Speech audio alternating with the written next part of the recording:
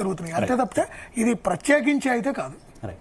దాసరి విజ్ఞాన్ గారు, మీ ఒపీనియన్ ఏంటి? అన్న ఎన్టీఆర్ గారి దగ్గర నుంచి ఇప్పటి వరకు కూడా ఇండస్ట్రీలో ఐటీ దాడులు ఎప్పుడు జరుగుతూనే ఉన్నాయి, కానీ ఇప్పుడైనా ఒకటే చర్చ, ఉన్న ప్రభుత్వాలు టార్గెట్ చేస్తున్నాయి, ఈ రకమైనటువంటి చర్చ దిశగానే వీటిని తీసుకెళ్తున్నటువంటి సిచ్యువేషన్. ఇప్పుడు జరుగుతున్నటువంటి రైట్స్ కి సంబంధించి మీ ఒపీనియన్? ప్రభుత్వాలు కావాలని ఎందుకు టార్గెట్ చేస్తాయండి? ఇప్పుడు ఏ వ్యాపారం అయినా సరే ఈ రోజు నా గల్లపెట్లో ఇంత వచ్చాయని ఎవడైనా చెప్పుకుంటాడా? ఎవ్వరూ చెప్పుకోరు. కేవలం మన సినిమా ఇండస్ట్రీలోనే కలెక్షన్స్ ఇది ఒక ఫ్యాషన్ అయిపోయింది. చాలా అసలు ఎప్పుడు స్టార్ట్ అయిందో తెలియదు. ఈ మధ్య కాలంలో కలెక్షన్సే. ఇంతకుముందు మనం అందరం 100 రోజులు, 200 రోజులు, 170 రోజులు ఇవే మాట్లాడుకునే వాళ్ళు. లాభాలు నష్టాలు ఎవరికి పెద్దగా తెలియదు. ఎప్పుడో ఎవరో ఏ ప్రొడ్యూసరో ఇంటర్వ్యూ ఇస్తున్నప్పుడు పర్సనల్ గా మాకు అప్పుడు ఇంత వచ్చిందండి, ఇంత పోయిందండి అలా చెప్పుకుంటే తెలిసేది, ఎప్పుడో ఏదో ఆర్టికల్ వచ్చినప్పుడు.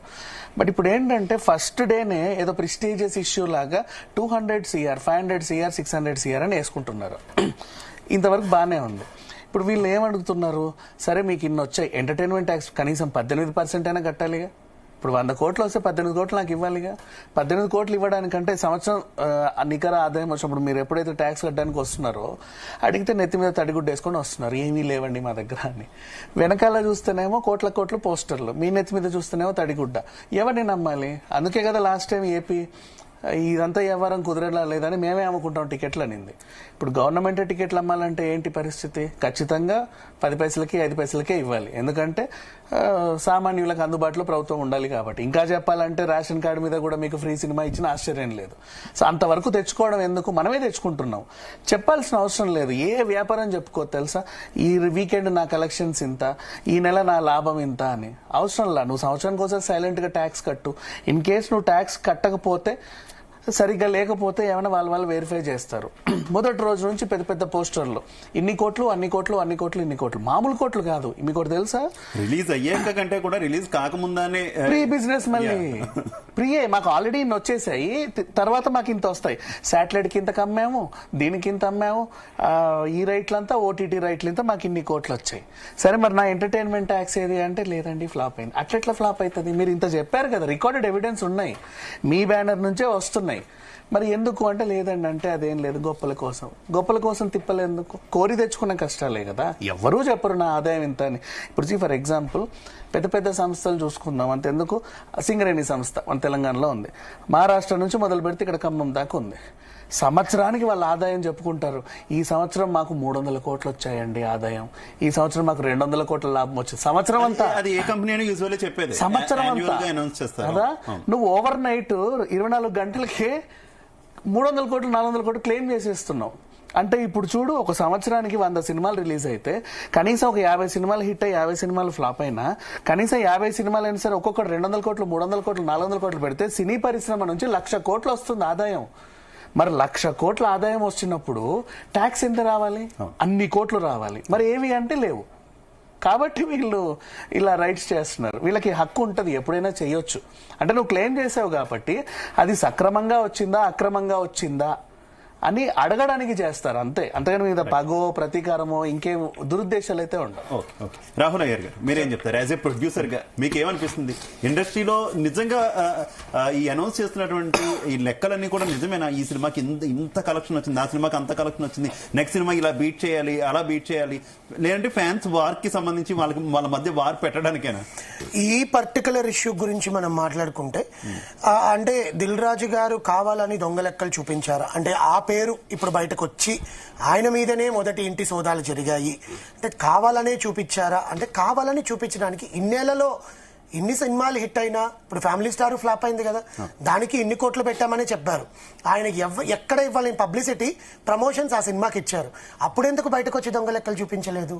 ఇప్పుడే కావాలని చూపించడానికి సరే వేరే సినిమాతో పోల్చుకొని దానికి ఎక్కువ వచ్చి ఇక్కడ దొంగ లెక్కలు చూపించుకోవాల్సిన అవసరమే లేదు. వరల్డ్ వైడ్ సినిమా రిలీజ్ చేసినప్పుడు ఒక గ్లోబల్ స్టార్కి ప్రతి ఒక్క సినిమా థియేటర్లో ఆయన బుక్ చేసుకుంటారు కదా, శాటిలైట్స్ కొనుక్కుంటారు కదా, ఎందుకు ఇంత రాకూడదు అనేది. ఇప్పుడు ఇన్కమ్ ట్యాక్స్ రైట్స్ చేస్తున్నారు అంటే వాళ్ళకి ఎక్కడి నుంచి ఈ డబ్బు వస్తుంది, మీరు ఎక్కడ ఇన్వెస్ట్ చేస్తున్నారు అనేది ఇట్స్ అ గవర్నమెంట్ రూల్. దానికి సినిమాకి రాజకీయానికి పొంతన పెట్టద్దు అనేది నా వాదన.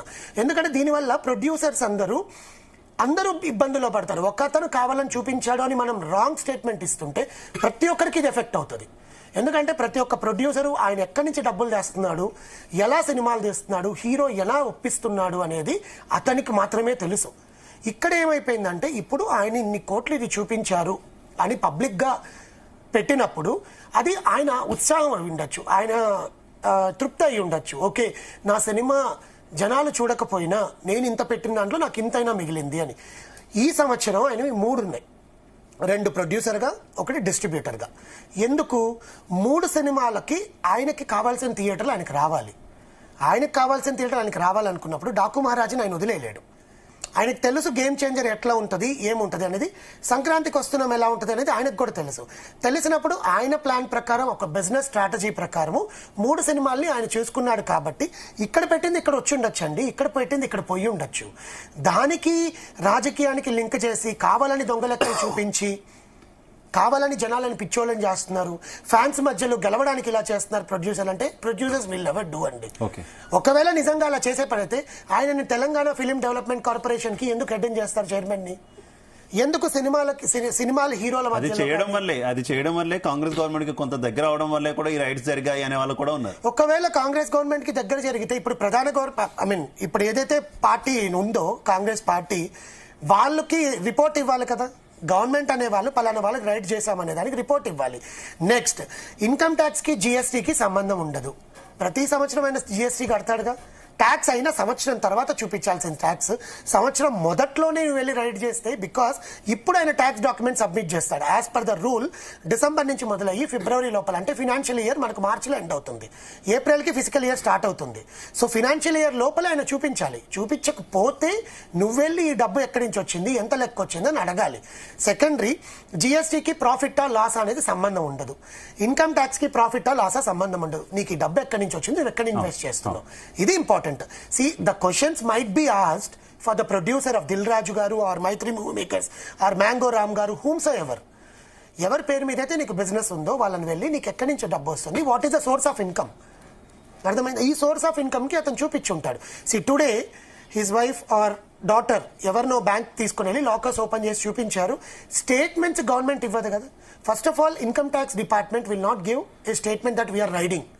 ఆన్ ద స్పాట్ వెళ్తారు. అది ఎవరైనా కానివ్వండి, రాజకీయ నాయకుడైనా కానివ్వండి, ప్రొడ్యూసర్ అయినా కానివ్వండి. ఇక్కడ గేమ్ చేంజర్ కి సంక్రాంతికి వస్తున్నాకి ఆయన పోస్టర్లు చూపించి కింద ట్వీట్లు చేసి ఈయన ఫేక్ చూపించాడు, అన్ని కలెక్షన్లు వచ్చి ఉంటాయి, అవసరమే లేదంటున్నారు కదా. ఎందుకు అనౌన్స్ చేయాలి, ఇంత వచ్చింది అంటే అది ఆయన తృప్తి అనుకోవచ్చు కదా. ఒక సినిమా గురించి నెగటివిటీ చేసి ట్రోల్స్ చేసి ప్రొడ్యూసర్ జీవితాన్ని నాశనం చేయాలనుకునే ఈ కాలంలో సోషల్ మీడియాని అడ్వాంటేజ్ గా తీసుకొని, లేదు నేను పెట్టిన దాంట్లో నాకు ఇంత వచ్చిందని చూపించుకోవచ్చు కదా. రైట్. శ్రవణ్ కుమార్ గారు, ఆడియో క్లియర్ గా ఉంది.